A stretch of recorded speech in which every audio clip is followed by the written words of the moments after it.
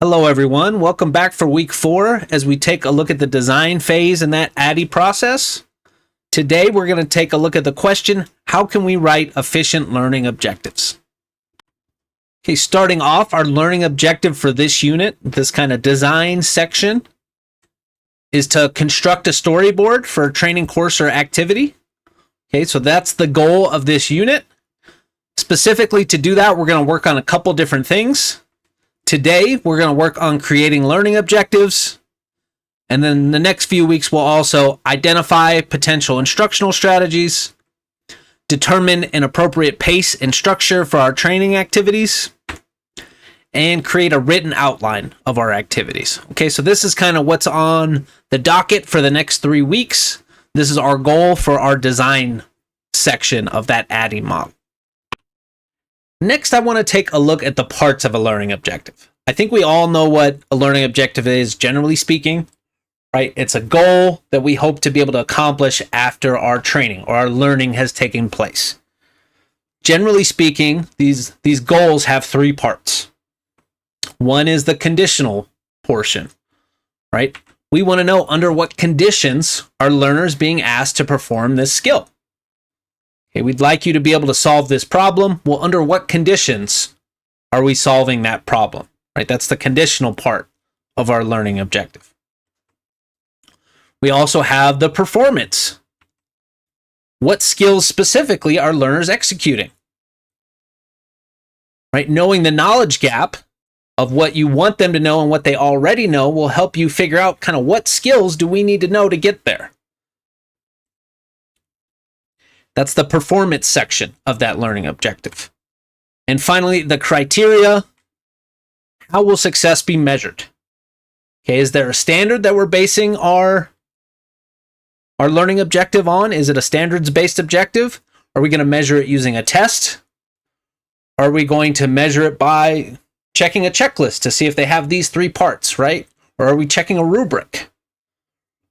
But ideally, a good learning objective tells us what skill our learners are trying to learn, under what conditions they're being asked to perform that skill, and then how the instructor will decide if success was met. Okay, so those are kind of the 3 parts of a learning objective, and I'm just going to add one caveat at the end. Something that I also think you should always consider is the audience. Okay, who will be reading your objective and why? Sometimes it's appropriate to leave out the conditional part or the criteria part of our learning objective if maybe we're writing a student-friendly learning objective, right? Something we're going to display on the board. Maybe we don't need to be as detailed there with our learning objective. But so just 4 things to kind of be mindful of there. Those are the 3 parts. And depending on who your audience is, you may or may not get really specific on those 3 parts. All right, now that we've covered what goes into a learning objective, next let's talk about what makes an objective good. Okay, and you might have seen this terminology before, writing SMART objectives or SMART goals. SMART in this case is an acronym. It stands for specific, measurable, achievable, relevant, and timely. Okay, you'll see this as an acronym to help write objectives, whether they're learning objectives or just goals in general. But I think it makes a lot of sense when we're talking learning objectives. Okay, your objective should be specific enough that the audience understands the exact skill that we're learning and how it's going to be measured. The objective should be measurable. It should be something that we can assess for or observe. Okay, if we can't assess it, how will we ever know if our learners met it, right? So a good objective is always measurable. It should be achievable, right? We don't want to set our learners up for failure. We want to build towards something they can accomplish. So a good goal or a good objective, always going to be achievable. Next, relevant. This should also make sense. If anyone's ever been in a training or school session where the content was irrelevant, it's really easy to check out and lose interest. Okay, so we always want to remain relevant to our course material or the big picture of what we're trying to learn. And then finally, timely. This is really important in training scenarios. Okay, you're going to have a limited time to train people. You're going to have a limited time to assess them. Okay, so you have to know what will fit into your window. Maybe you don't have enough time to write 10 learning objectives and assess them all. Maybe we only can focus on 1 or 2 based on our time window. Okay, so just some things to be mindful of there. Okay, a way to write those SMART learning objectives. You want to be specific, measurable, achievable, relevant, and timely. All right, next I'd like to take a look at the performance aspect of our learning objectives. Right, what skills are we asking students to perform? Well, there's lots of ways to kind of view that idea. One of them is Gagne's learning outcomes. Okay, if you don't know Robert Gagne, we're going to learn more about him in this course. But he was an instructional designer that served with the Air Force in World War II and helped them with a lot of things and kind of really passed on a lot of that knowledge in his academic career post World War II. And Gagne came up with 5 kind of categories of learning outcomes. The first 3 categories he called in the cognitive domain. These are essentially learning outcomes that show thinking, right? These are intellectual skills, cognitive strategies, and verbal information. So you might ask someone if they know a specific piece of information, right? That skill to retrieve that is called verbal information. You might ask a learner to solve a specific problem, right? Well, that would be an intellectual skill of them executing that problem-solving ability. Or maybe it's a strategy-based thing. You're asking students to organize information in a certain way, and you're checking their ability to organize, right? That's an example of a cognitive strategy. Okay, so Gagne thought when we're talking the brain and our ability to think, we can classify those skills as either intellectual skills, cognitive strategies, or verbal information. Additionally, in the psychomotor domain, there are motor skills. Okay, this is our ability to physically manipulate our body. This is absolutely learned skills, things that we train for. Okay, as someone that's coached football, we teach our players every day how to take their first step. Okay, we practice that every single day. That's a motor skill that we want to develop. That first step, we need to be instinct and we need it to come out perfectly because we want to be quick off the ball, right? We have to practice that in sports. So a lot of sports or hands-on skills are going to be considered motor skills. And there's also the affective domain. And Gagne's last learning outcome he talks about is attitudes. Right? Sometimes a training is just there to change our attitude about something, make us more comfortable with this, or make us not afraid of something. Okay, so I think when we're talking training outcomes and training learning objectives, attitudes is definitely a big one. Okay, maybe the whole point of your training is to give people a positive attitude on some new system. Like, that's okay. Right? But that's how Gagne looks at learning outcomes. And I find that this is really useful when writing learning objectives because you're really trying to narrow in what skills specifically am I asking my learners to do, and how can I track that? And each of these skills gets tracked a little bit differently. Right? You're not going to measure verbal information in the same way you would measure motor skills. So this is something I think that's good to be mindful of. Now, that being said, probably the more popular way to classify learning outcomes is Bloom's taxonomy.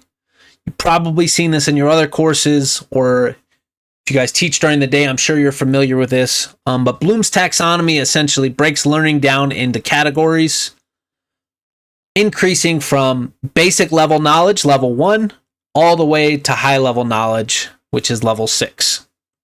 Okay, and you can see this graphic does a pretty good job of breaking it down here. Level 1 is remembering, the ability to just recall information. Okay, that's a very basic level of knowledge. And as we go up, the knowledge level increases. So starting with remembering, the next level is understanding, then applying, analyzing, evaluating, and creating. Okay, so maybe you've heard these as DOK levels, depth of knowledge levels. But this is Bloom's taxonomy. It was published originally in 1956, but a lot of us have been working off the revised version since 2001. But this is another good way to write learning objectives, because not only does it help us kind of realize what level of knowledge we're aiming for, but the revised version of 2001 actually gave us some suggested words here on the right, you can see, to help us write those learning objectives. Okay, so we can use these words specifically to help write an objective at level 5 or level 4 or so on. Okay, so let's take a look on the next slide. We'll see kind of even more of these words here. But this list is really useful when you're writing learning objectives. If you're writing learning objectives for a whole course, this is something great to have in the background, just so that you can realize, okay, what am I trying to have learners do, and how can I measure that, right? Can I see if they can administer this medication, for example, might be an objective, or to calculate this sum, or compare between these two groups, right? So you can kind of look through here and see what level of knowledge I want my students to achieve with this skill, and then kind of use these action verbs to help sell that. All right, knowing all that information, let's take a look at today's objective and see how it holds up. Okay, first and foremost, I want to put out there that this is a student-friendly learning objective, right? This is designed for you to be able to read it and know what we're working on today. It's not designed to have all 3 parts in this case. It just has the performance part. We want to be able to create learning objectives. Okay, notice I did use my Bloom's taxonomy word there, create. So this is a DOK level 6 objective today. Okay, we want to be able to create something. Now, if I were writing this objective down for my own notes so that I know kind of how to prepare best for today's lesson, a teacher version of this objective might be given a prompt to make up a training scenario. Students will be able to create learning objectives that outline the conditions, performance, and criteria of the skills being learned. Okay, so you can kind of see the 2 differences in objective there. When we're talking student-friendly learning objectives, our main goal is to communicate to the student what we're doing that day. But when we're talking the teacher version, we want all the parts. Okay, we want to show the conditions. In this case, given what? Given a prompt to make up a training scenario. Okay, so right there you can see that is my conditional statement. I'm going to give you a prompt to make up a training scenario. This is describing our assignment today. Okay, once you have that prompt, what am I going to ask you to do? Well, the performance part is that students will be able to create learning objectives that outline. Okay, so that's the performance part. Create learning objectives. And then finally, the criteria. What is the criteria we're looking at for this learning objective? Well, I want to see learning objectives that outline the 3 parts: conditions, performance, and criteria. Okay, so hopefully that's not confusing a learning objective on learning objectives, but that's what we're looking for, right? The 3 parts: the conditional statement, given this, our performance, students will be able to create blank, and finally our criteria. Create this piece that does what, right? So you can see in this part, given a prompt to make up a training scenario, that's our conditional.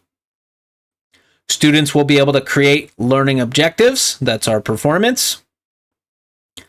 That outline these 3 things, that is our criteria.